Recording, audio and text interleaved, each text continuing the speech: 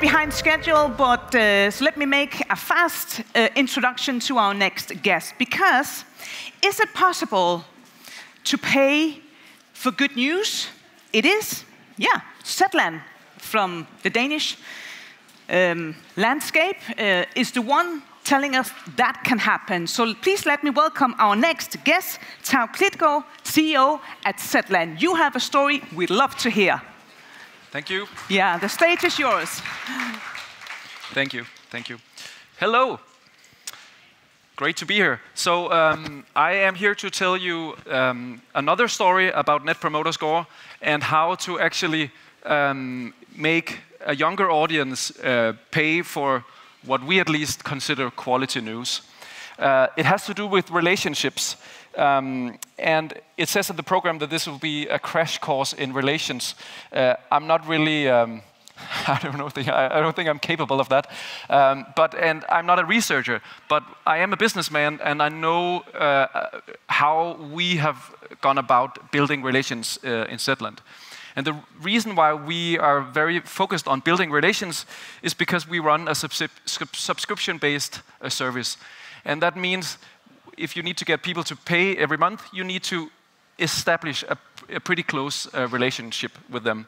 And so my way of saying what we're doing is I'm saying we're selling journalism as a service. And for those of you who are come from the tech industry, you will know that is abbreviated JAAS, and so that is jazz. And so with that, we are actually a jazz company. So let me start my presentation with this picture, which is like, I don't know, 15 years old. That's me on a stage playing the jazz trumpet. And it's just to give you a little background of who I am and why I am telling you about relations. At this point, I was a jazz trumpet player touring all the stages in Denmark. I had graduated from the conservatory a few years before that. But actually, a couple of months after that photo was taken at Roskilde Festival, I was handing in my final project at the IT university. Because I, at that point, had realized that computers are more fun than trumpets. And so that's the first truth you'll hear from me today. And so I went on and founded my first startup, which is nowadays, we would call that edtech. I don't think that word existed back then. Very silly preschool edutainment universe. And then I went on to work at a company called Issue as a product manager. And what Issue is doing still is to bring digital publications to the hands of a lot of people. At that time, we were like in the top 100 of most visited websites in the world. So there was like huge traffic. And working at Issue with like reading experiences on small screens was my transition into the news industry. So not a journalist, but more of a tech guy. And so very, very long story, told very short, because this is where I am at today. I'm running a 50-person news outlet out of Copenhagen, and so that's what I'm going to tell you about today. Like, how are these people actually getting their salary? Also, recently we've done a tech spin-off, which is basically doing automatic transcriptions. So if any of you work with transcriptions, come and ask me afterwards. I even have discount coupons. Very, very few, but I'll give them to you. So back to Zetland. Just a few words about who we are and what we do. As I said, we are almost fully consumer funded. We are digital only, and we are a journalism service. I want to just play a small video about how our front page looks. First of all, it exists on a phone. And this is basically our feed of news stories. We do not publish a lot. We publish like 4 units per day. And we publish everything both in text and audio. And that's very important, and I'll get back to why we're doing it. So I can read all the articles, but there's always a play button, so I can play it back instead.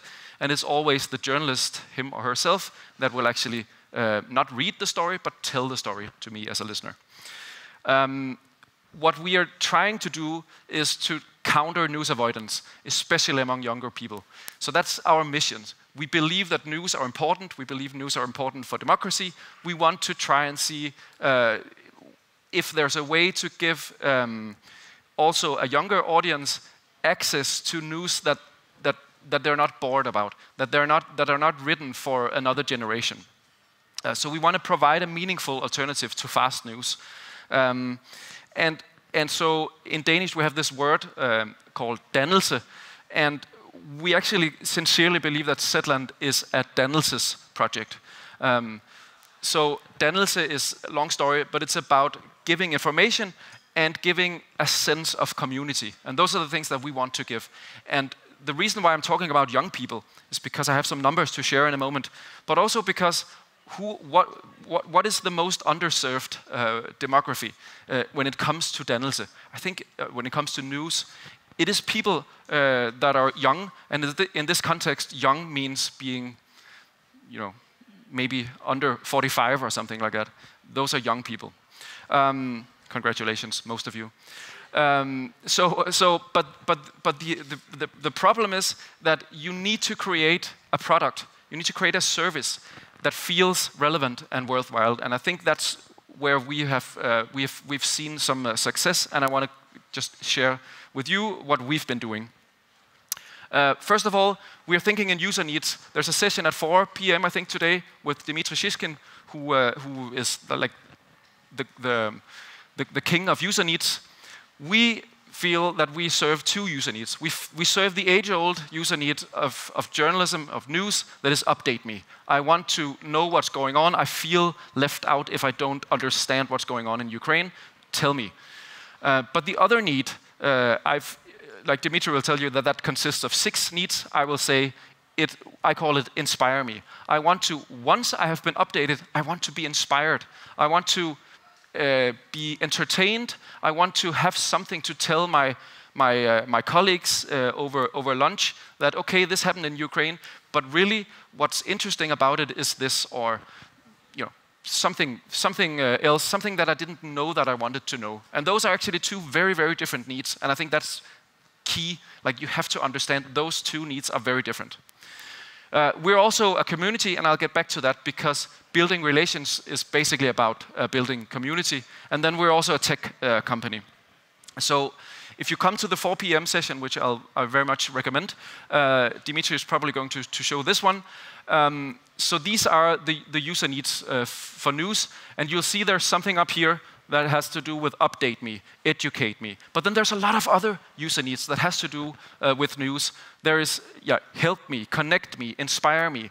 And it's just very, very helpful to look at these user needs and actually feel, do my product actually serve these user needs? And if not, what's my explanation for not doing that? Do I actually know what needs I'm serving? Because you, of course, cannot serve your own needs. You have to serve the needs of some consumers, let's call them that. So it begins with the user needs.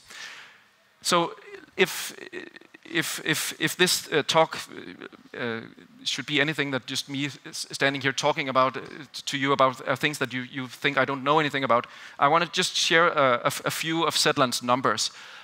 So basically, this is our business. You don't need to read this figure, but you'll see that graphs doing like that, that's good. So we've been running a profitable business for was that 1, 2, 3, 4 years now, and all our graphs are looking like that. So that's great. I'll get back to why it might not actually be that great.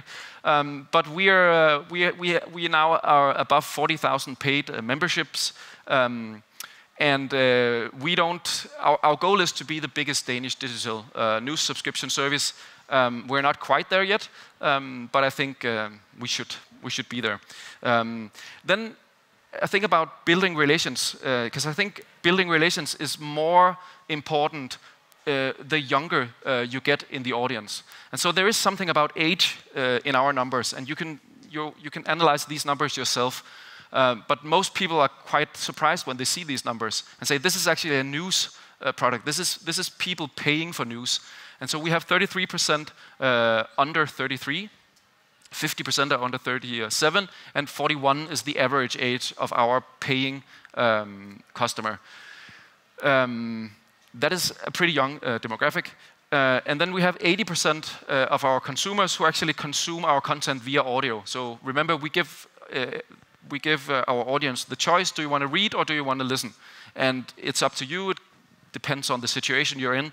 And it's interesting that 80% choose to listen. And so that's why I think some of the secrets behind our relation building has to do with audio. Audio is a technology. And I'll get back to how we see audio as one of the reasons to these numbers. And so, thinking about like why is it so? Zetland, we've never said that we wanted to be news for young people. It doesn't really make sense to say, but we can look at the numbers ourselves and see, okay, there's something that resonates among a younger audience.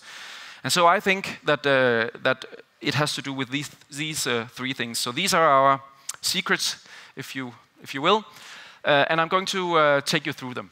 And so the first one is tone of voice. It's the brand. I put that on top, maybe a little bit controversial, as you'll see the content is actually down here. But the tone of voice and brand, it just means that you can't get anywhere with your content if you don't have the right tone of voice and brand that actually fits the content. And so the second thing is a very, very relentless focus on being customer-centric. We are customer-centric in everything you do. It sounds like a buzzword, and indeed it is. But I'm actually quite serious about it. Always thinking about not even our journalists. Don't think as a journalist, or do think as a journalist, but don't fill your own needs. You never say that this story, I need to cover this story because I think it's important. You have to be able to convince us, why is this story important for the audience? What's actually interesting for the audience, not for you, but for the audience. And then of course, audio has been our big. For a number of years, we've almost been the only Danish outlets using audio. No longer is that so, but audio was our very customer-centric, figuring out how do news fit into the daily lives of our customers. And then the last one has to do with the content, and I think it's absolutely critical to always think about relevance. Talked about that, customer-centric, and then who do we trust? We trust persons. We don't trust machines. We trust human beings with all their flaws and all their things that their doubts and everything. Show the personality. That's what we see everywhere on the internet. What is it? What builds TikTok? Well, not polished content, but things that feel personal. Stories that I want to connect to. Human beings that I want to be in the same room with.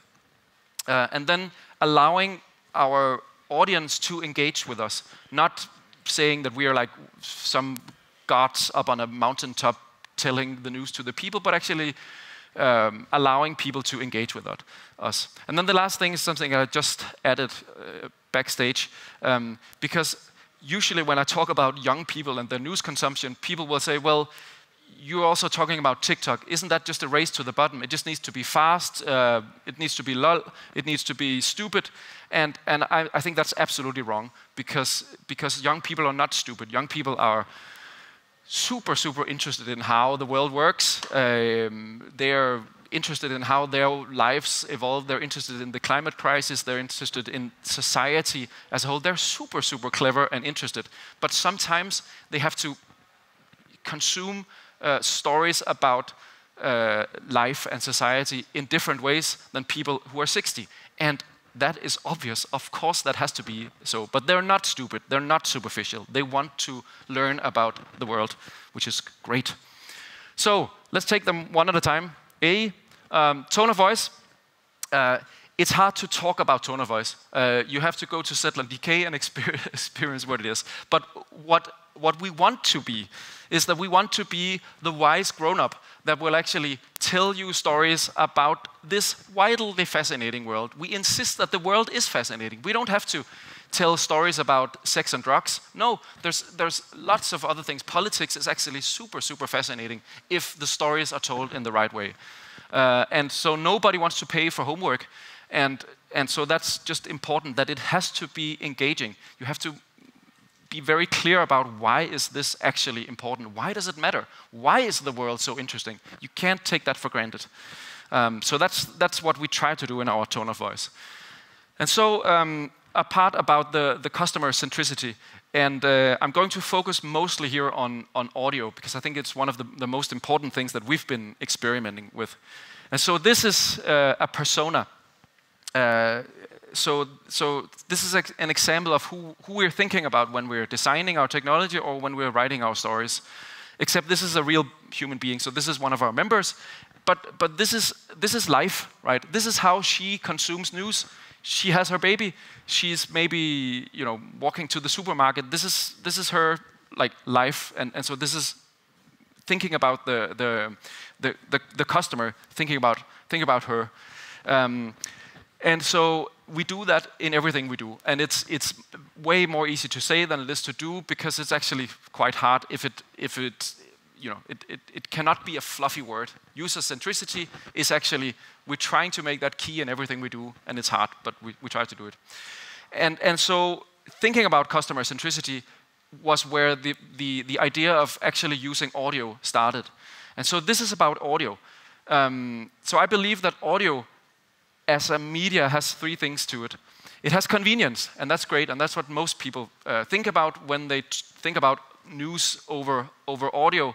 Well, it's great, you can drive your car on the highway while you consume news. Great, it's very convenient. Great, and it is very convenient, that's great, but it's only one thing. There's two other things to it. It's amazing at storytelling.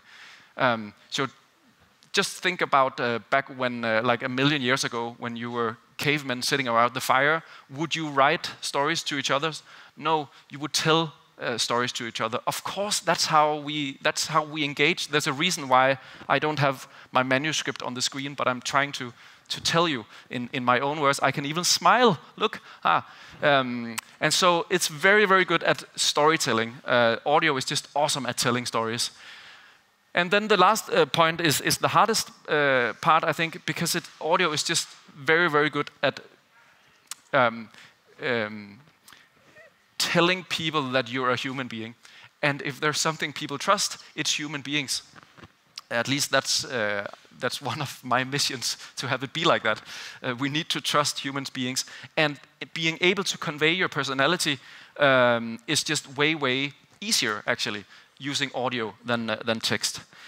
So I brought some sound bites, and I'm going to have an eye on the clock. But I want to just play you some sound examples of how we actually do this.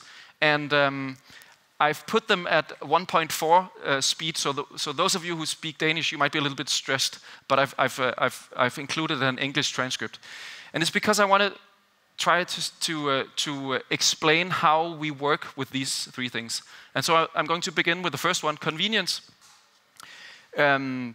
Most people who think about audio as a convenient way of distributing news, they're thinking about robots, right? It's cheap, we can do text to speech, and that means we can put a check mark at number 1. But how about number 2 and 3? But anyway, that's great, and we do lots of that. And I want to play you an example of that. This is our morning show, which in some sense might actually have been a robot. Klar. Så skal vi også en tur til Israel igen, hvor regeringen stadig kæmper for at få gennemført en reform af retsvæsenet. Og det er altså en reform, som har skabt enorme protester blandt befolkningen. Reformen den handler groft sagt om at flytte noget magt fra domstolene til regeringen og parlamentet. Okay, sorry about the speed, but that's you get the picture. This is old school. This is a person reading the news for you. This is also probably our least popular format. We're trying to do something about this format because it might as well have been a robot, but it is convenient, and it means that you can get actually the fast news out to the consumers quite far. So that's one thing. That's the convenient way of actually using audio. And so now we get into the other parts, because we're trying to do not only this, which is like a simple way of actually reading the news, but we are trying to tell stories. And here's an example of that, where we are using audio. We're using audio effects to set a stage. And again, it's at 1.4 speed, so sorry Danes. Antarktis. Smag på ordet. Det smager af eventyr og vejrbitte mænds tavse kamp mod elementerne. Af Roald Amundsen og Ernest Shackleton og Robert Falcon Scott, fortidens store polarfarer. Men først og fremmest så smager det af uberørt, vild og jomfruelig natur. Af forblæste isørkener og dybe fjorde, hvor hvaler dasker doven rundt mellem isbjergene. Du kan måske prøve at forestille. Great. So I hope you get the picture that this is a different way of using audio as storytelling. This is media technology. Like this is just telling stories, but actually using the potential of the media and saying, okay, audio is actually absolutely awesome at setting stages, at giving me images in my head. We can just use the sound of an iceberg.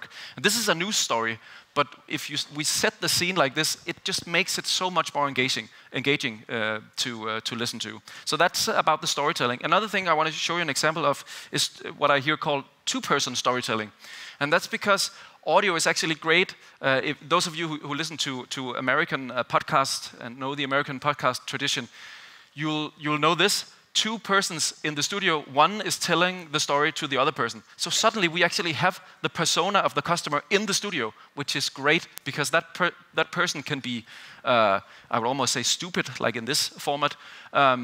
But it could also just be, there's something I need to explain to you, and that it just works. I'm not going to play the whole sound bit here. Jeg læser nyhederne fra dansk politi næsten hver dag, fordi man ved aldrig, hvad man finder derinde, ikke?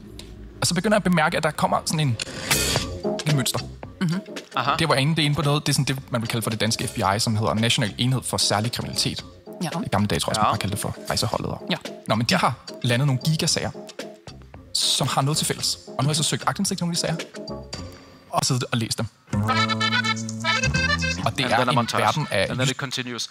The important thing here is those small sounds that you hear from the listener, that's actually making me as a consumer understand, okay, she also doesn't really know what he's talking about, but yeah, okay, I follow you this far. It's just a wonderful help for me as a consumer, as a listener. I don't know what this is about, but I have a person sitting in the studio who will actually help me because she's on my side. She'll help me.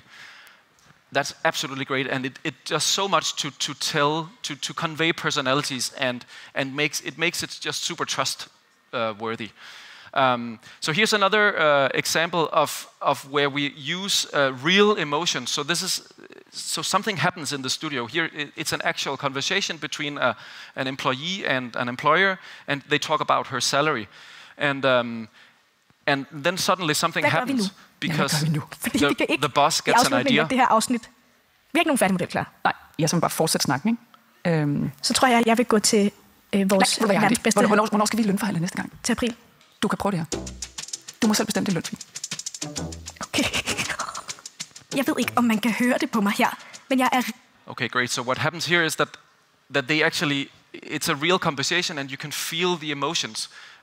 Maybe if you understand Danish, but she's surprised and something actually happens in the studio. And it's just, it really makes me as a consumer understand what they're talking about. This is awkward. I would feel the same way. This is like, do they mean that? Is she going to decide on her own salary? And it's just really content that really, really works because it's real and it's real emotions from real people and it's awkward and but it comes across really strong and it builds, it conveys the personality. Another example of personality is where the narrator uses herself. She has been telling a story about death, really. It was I think it's from late 2020, yes, it's an old one. And she's talking about the pandemic and she's talking about some friends she had that died. And then when the story is finished, this is what she says. Og sådan lød det, jeg havde skrevet. Det var en af de lidt hårdere at læse op, synes jeg. So it's just a small thing, but she acknowledges that your eyes are probably wet as a listener right now, and she acknowledges that and says, "This was also This was a hard story. This was a dark story. So she's there with me, with my emotions, the way that I hear the story, which is just really, which really does something for me to understand what she's actually telling me. And again, we are now way past convenience. I hope you get that point. So the last thing I want to show you, I don't have an audio example here, but we also try really to use the personality of our sources. It has nothing to do with media tech, but it's basically interview technique. But what we have learned really works is when we get behind the surface of the experts or the sources. These are just stupid examples, but we do an interview with a brigade general, and we ask him about his favorite football team. Not just asking him about, but actually talking to him about. So your team lost yesterday. Like how did that make you feel? And it just makes it makes me as a consumer really connect to this guy. Okay, he's into football, but now it's Monday, and now he's talking about the crisis in Ukraine or whatever. And so the war researcher, wow. Didn't that actually make you sad? You talk about the feelings, and this might sound like it's something like talk about something else than the news. But this is the news. This is what makes us trust the sources, and so this is what builds a relationship not only to Zetland, which is just the medium, but also to the sources, to the experts. Make them feel like real human beings, because that's what they are, and that's just much more trustworthy. Great. So those were the examples. I hope you get what I say about audio being convenience, but also storytelling and also personality. And so I hope those of you who are thinking about robot technology, which I of course also am, but you just have to understand that you miss out on two out of three on those, in my opinion. So the last secret. Is the engagement. So we don't call our customers. We don't even call them subscribers. We call them members. And now, why is that? Well, that's because being a customer, Zetland is something more than being a customer. And here's what I think it is. So first of all, it's community. So we try really to make our members feel that they're a part of something that is bigger than a news company. They meet each other, and we think of the membership as fulfilling these three things. So the first point has to do with the consumer. So if you're actually engaged in a story, if maybe you've participated a little bit in creating it by thinking about, maybe I know a source or something. If you're actually engaged in it, if you actually deeply understand why it matters in your daily life, that's when you understand it. So that's my hypothesis. Engaging in a story will always make you understand it better, and that's the goal of journalism. There's no point in publishing stories if people don't understand them. So we use the members for content. We use them for sources a lot, quite honestly. We use them to gauge their interests. If we're working for the public, well, we're constantly asking our members, what are your interests? We're also using them sometimes as editors, so they get into the editorial room and actually help us build the story. Then we also use them for business. We use them for all of these pirate metrics: acquisition, activation, revenue, retention, referral. They're super, super helpful. We don't have any salespeople employed, but we have 40,000 members, and they are our salespeople. And so the recap, I'm looking at the clock here. These are the secrets, I think, of building, of using audio to build relationship probably to a younger audience. Tone of voice and brand, always customer-centric, much easier said than done. And then relevance, personality, engagement, and remember that young people are not stupid, please. And so thinking about what comes next and why, when I showed you the graphs that went into the top right corner, what's my concerns about the future? I do have a lot of concerns about the future. I think it's super interesting, but there are concerns, and these are my thoughts about where we're going. I think we are seeing, for us being a digital-born media company, we are seeing our paper moment. We're seeing our print moment. So legacy media, like 20 years ago, started realizing, paper is not the future. What should we do? We are seeing now, links are not the future. The internet is changing. Links are not the future. We've built our business on links, to be frank. That's changing. And what is it changing to? Well, I don't know. But it has something to do with buzz instead of links. It has something to do with people are not, the big platforms are not sharing their traffic anymore. Even Google is dying because of AI, right? So the whole link system, I believe, is dying, and I feel that we're having our print moment these weeks. I think text is becoming less relevant, or at least text on the internet. I believe a lot in books. But digital text on the internet is not really working in a world where links are not working. But still, this is what makes me hopeful, that the user needs are not going away.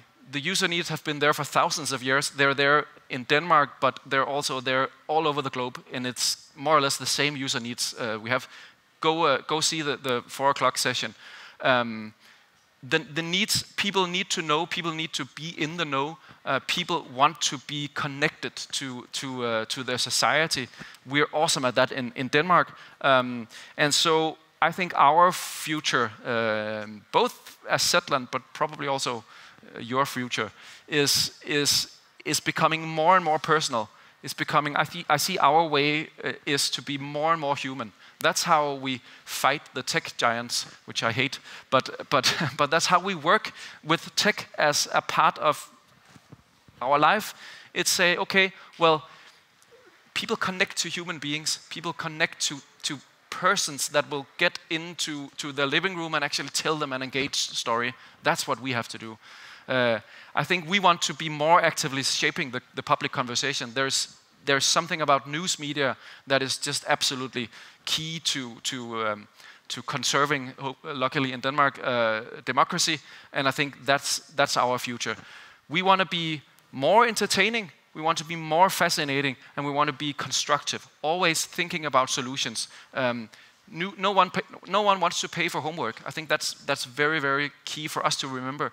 As soon as we start to be homework, it's not a good product. And then we are trying to see how can we be even more and more engaging. How can we make it absolutely clear every day that the citizens are our audience and our customers. So that's our future.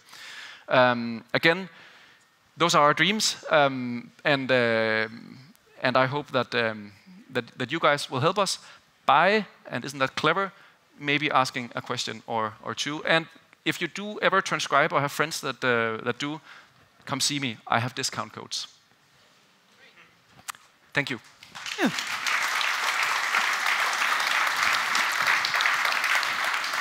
Thank you for your presentation. I loved it. Some of the things you said, I have 3 questions, because you said at one point that young people are not stupid. Yes. I mean, I guess you see them as the audience, as the consumers, as well as the future. But when I talk to my teenage daughter, she's about to turn 15, when I say to her, where did you get your news from today? Let's say it could be a politician decision about taking away Store Bededag or whatever comes to her mind. She says, well, I just saw it on TikTok. And yeah. So how will you stay on that topic, that paid products in your Zetland is the right way when young people can go to social media and get news for free? Well, that's because we're better, and we have to be better. And so there's no way out of that. We have to be better than the journalism that they can get on TikTok. And I think in most cases we actually are. The thing is then, okay, how do we make that stand out? That there's a difference between a professional journalist who researched and who guarantees you that this is actually the truth, or as close as we can come to the truth. And there's a very, very big difference between that and then someone just saying something on TikTok. And that's our goddamn job, to actually make people understand. And the reason why I say that people are not stupid is because that's that's what we're seeing. When we create stories that are truly engaging, put them on TikTok, they can be like 7 minutes long and be about Ukraine, and people will watch them to end. And it's because people crave this. There is a genuine user need also among 15-year-olds. The problem is that it's a tough market, and then there's all of the part of the conversation that has to do with business model, and that's hard on TikTok. I don't have the answer for that, but we are using TikTok to actually convey that stories about the world are actually super fascinating. And we're not succeeding always, but we're succeeding sometimes. And I think we have to be succeeding, because we have to be able to fill that need, and then we have to figure out the business model of that. It's a given. We have to do it. And you have to get monies for your productions. I mean, for what's it, 40,000 consumers that pays? What happens if the market is changing in 2 years and they say, well, we don't want to pay? I mean, well, then we are bankrupt.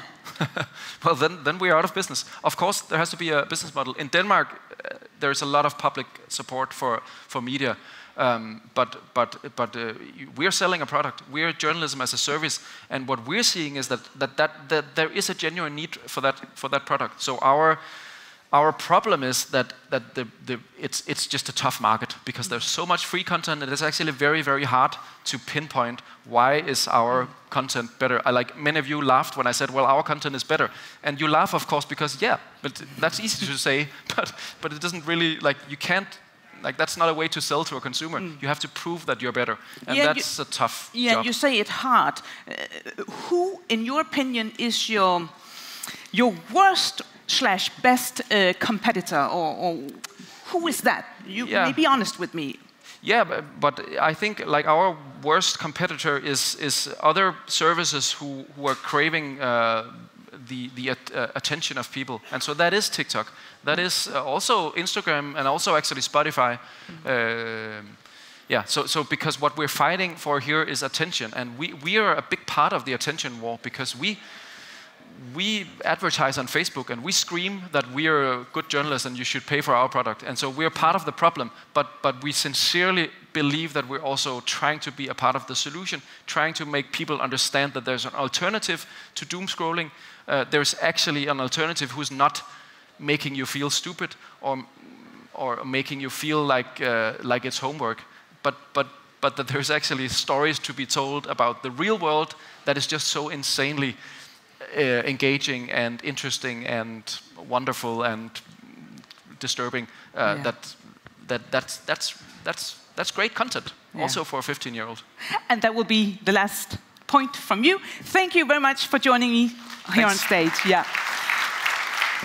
Now it's time to have a break, to have a coffee, have a stretch of your legs. See you in about 15 minutes. See you.